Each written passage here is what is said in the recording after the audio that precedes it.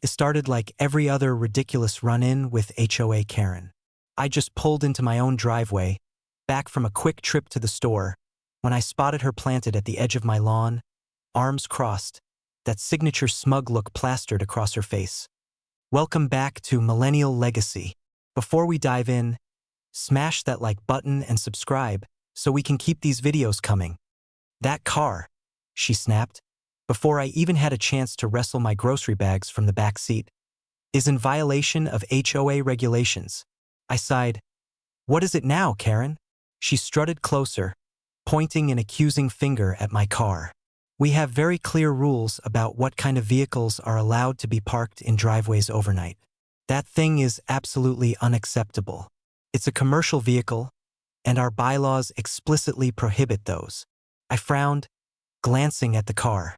It was just a plain black sedan, totally unremarkable. No logos, no signs, nothing about it screamed, commercial. Karen, that's not a commercial vehicle, I said, the familiar stirrings of frustration starting to bubble up. She scoffed, pulling a laminated booklet from her oversized tote bag. Because, of course, Karen carried a printed copy of the HOA rules around like it was the Constitution itself.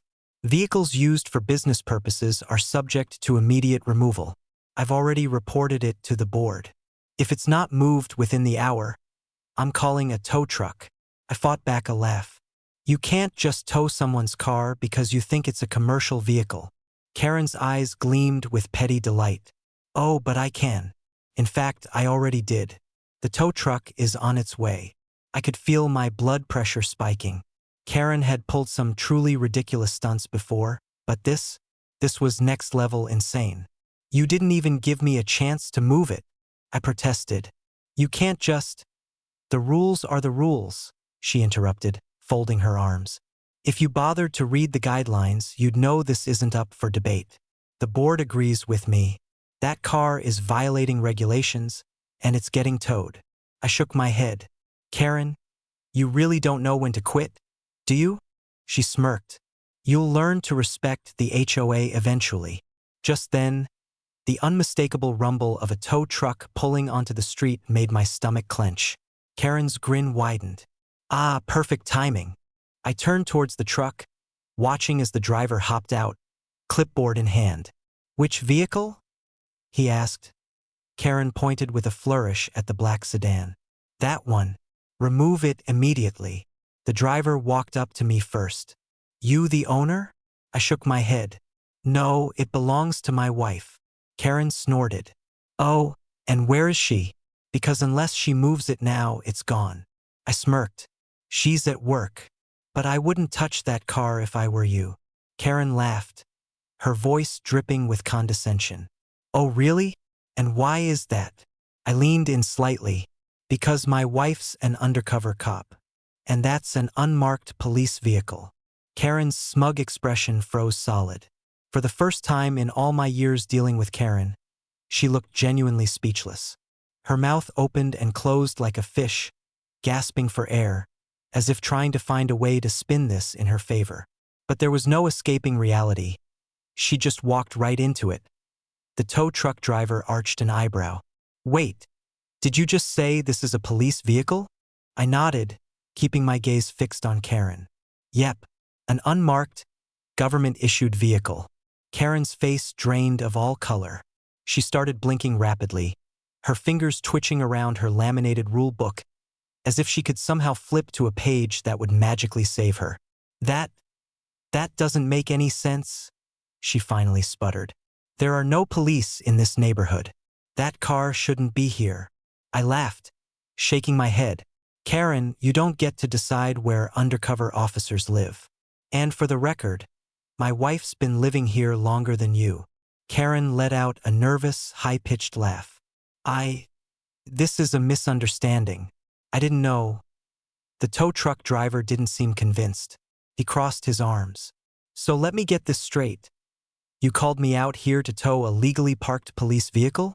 Karen's mouth flapped uselessly. I sighed. Yeah. Looks like you just tried to have an active duty officer's car illegally impounded. Karen turned a ghastly shade of white right then. As if the universe itself wanted to pile on, Another car pulled into the driveway. My wife was home. She stepped out of her personal car, sunglasses still on, her usual composed expression quickly shifting to confusion as she took in the scene. A tow truck parked at the curb, Karen looking like she'd seen a ghost, and me standing there trying not to grin too wide. My wife is black, and there's a certain authority she carries, even when she's just picking up groceries. Now, seeing the tow truck, that authority was dialed up to 10. "What's going on?" she asked, walking up beside me. Before I could answer, Karen, in full-blown panic mode, threw up her hands. "Officer, I swear, this was a mistake. I was just following HOA protocol." My wife frowned. "HOA protocol?" She glanced at me. I grinned. "Karen here called a tow truck for your car. Apparently, she thought it was a commercial vehicle." Karen let out a wheezing laugh, desperately trying to backpedal. I didn't know it was yours. I was just doing my job as HOA president." My wife arched an eyebrow. "So your job is to illegally tow private property?" Her tone was calm, but I could tell she was simmering. Karen stammered. "It was just a misunderstanding." The tow truck driver shook his head. "Lady, you just wasted my time. You owe me a call-out fee." Karen's eyes bulged. "What? I am not paying for this." He shrugged. "Not my problem. You requested a tow, now you gotta pay." Karen looked like she was about to faint. I leaned against my wife's car, enjoying every single second of this. "So, Karen, how's that HOA authority working out for you now?" Karen's face twisted, her lips parting in silent outrage. She looked from the tow truck driver to my wife, then back to me, as if searching for an escape route from this disaster. But there wasn't one. I shouldn't have to pay for this," she shrieked, gripping her clipboard like it was some kind of legal shield. "This isn't fair. I was enforcing HOA policy." My wife crossed her arms, her badge now clearly visible on her hip.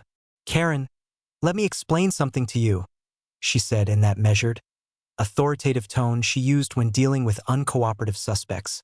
"What you did wasn't just petty, it was illegal. You tried to have a police vehicle towed without cause. That could easily be seen as obstruction." Karen's mouth flapped open. "Obstruction? I didn't." The tow truck driver let out an exaggerated sigh, flipping through his paperwork. "Look, lady, I don't care what kind of neighborhood drama you got going on. Bottom line is you owe me a call-out fee. I don't leave without getting paid." Karen's face flushed beet red. "I am not paying for this. I demand the HOA cover this cost." The driver scoffed. "Yeah, good luck with that." A small crowd of neighbors had started to gather, drawn by the commotion. They whispered amongst themselves, their faces ranging from amused to outright delighted. "Looks like Karen's finally getting a taste of her own medicine," Mrs. Henderson murmured, smirking. "About time," another neighbor added. "She fined me $200 for leaving my garbage cans out for an extra 30 minutes last month. Maybe now she'll learn what it's like to be on the other end of it."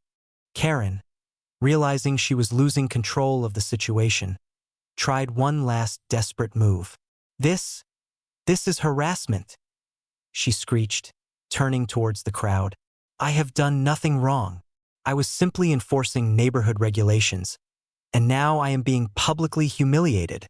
The neighbors weren't buying it. In fact, a few of them started laughing.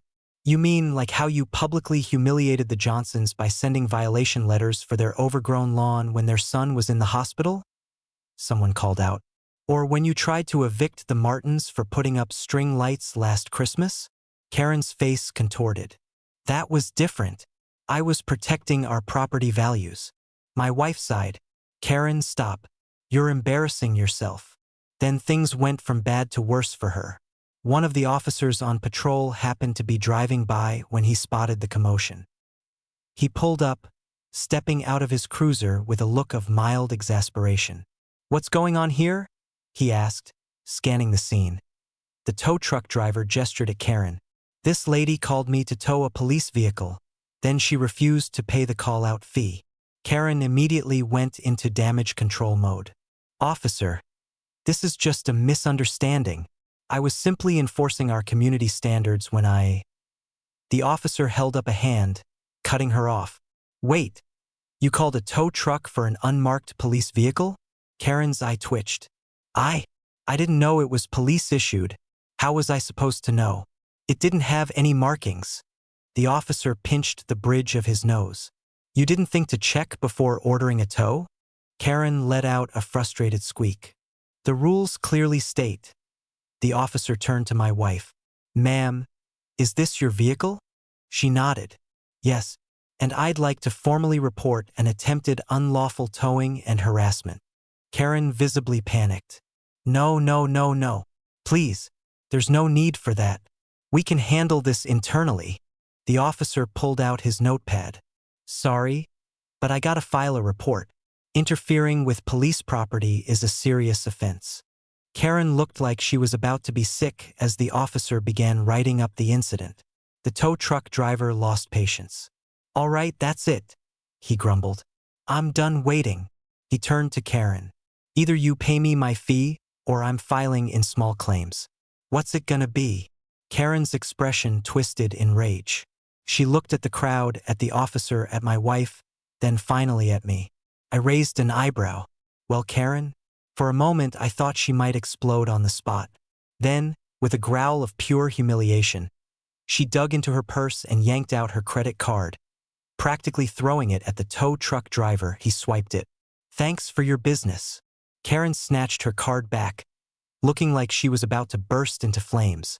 By the time the officer finished taking statements, Karen had lost every last shred of dignity she had left.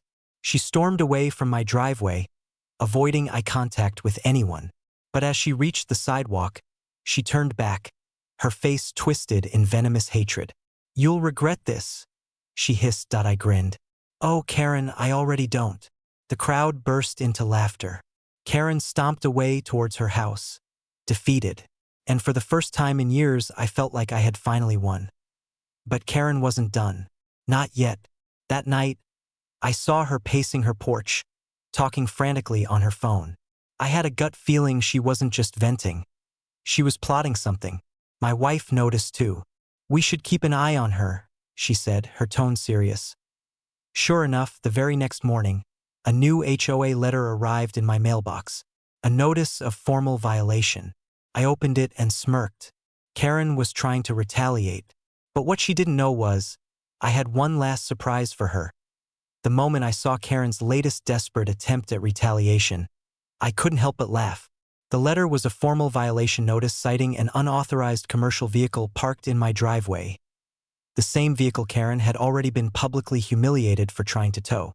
She was doubling down.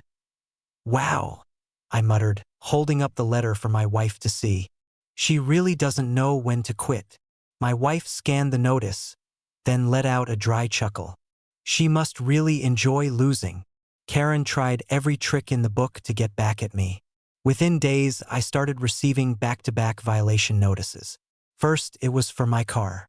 Then, suddenly, my grass was 0.5 inches too tall. A day later, I was cited for an unauthorized porch decoration, which was literally just a wreath my wife had hung up for the fall season. It was comical. She's throwing everything at the wall, hoping something sticks, my wife said, watching as I added the newest violation letter to the growing pile of nonsense on our kitchen counter. She's desperate? I agreed. But she just made a huge mistake. Because what Karen had apparently forgotten was that she had already been warned by the city. Her actions were being watched now, and she had just handed me the last piece of evidence I needed to bury her. I gathered every single violation letter she had sent me, along with copies of my legal parking exemption from the city and a report detailing her previous attempt to tow an unmarked police vehicle. Then, I sent the whole package directly to the city's legal department. Within 24 hours, I got a response, and the news was even better than I expected. 2 days later, Karen's reign officially ended. City officials showed up in person to inform her that the HOA had violated multiple housing codes and abuse statutes. Not only was her harassment of homeowners illegal, but her attempt to enforce rules that didn't exist had put the entire HOA under official investigation. The result? Karen was removed from her position immediately. She was banned from ever holding another leadership role in any HOA again. And the final nail in the coffin? The city slapped massive fines on her for abuse of power, fraudulent reporting, and harassment. By the time the news spread, the entire neighborhood celebrated. Neighbors cheered, some brought out champagne. Someone even blasted music from their front yard, a clear middle finger to the noise complaints Karen had spent years issuing. Karen, meanwhile, was nowhere to be seen. But it wasn't over yet. Days after her removal, Karen was hit with more bad news. The city wasn't just fining her, they were filing criminal charges. Apparently, her fraudulent fines and misuse of HOA funds went deeper than anyone realized. A full audit revealed that she had been embezzling money for years, funneling HOA fees into a personal slush fund. It wasn't long before she was served official court documents. I happened to be outside when the officers arrived at her door. Karen opened it, still dressed in her usual pastel cardigan and pearls, but her face was pale as a ghost. I watched as they handed her the papers. Her hands shook. This can't be happening," she stammered. The officer's tone was firm. "You're being investigated for fraud, embezzlement, and financial misconduct. You have the right to seek legal counsel." Karen staggered back into her house, slamming the door shut. I couldn't stop grinning. A few weeks later, Karen was officially charged. Court documents detailed how she had skimmed thousands from the HOA over the years. She had been billing fake expenses, pocketing the money, and even falsifying maintenance reports to justify her theft. The court froze her assets, seized her bank accounts, and barred her from owning property in any HOA-run community again. The neighborhood was absolutely thrilled. At the next community meeting, we voted unanimously to disband the HOA altogether. Karen's once mighty reign was officially erased from existence. The day Karen was sentenced was the final victory. She stood before the judge, her once perfectly curated image shattered. The judge handed down a 3-year prison sentence for fraud and abuse of power, along with a permanent ban from holding any administrative position in any neighborhood association. When they led her out of the courtroom in cuffs, she refused to look at anyone. I watched from the back, arms crossed, feeling a deep, satisfied sense of closure. Karen had ruled this neighborhood with an iron fist for years, but in the end, she lost everything. A month later, the neighborhood was completely transformed. Without Karen's oppressive rules, people actually enjoyed living here again. Front yards were decorated however people pleased. Children rode their bikes without fear of excessive noise violations, and no one had to worry about petty fines.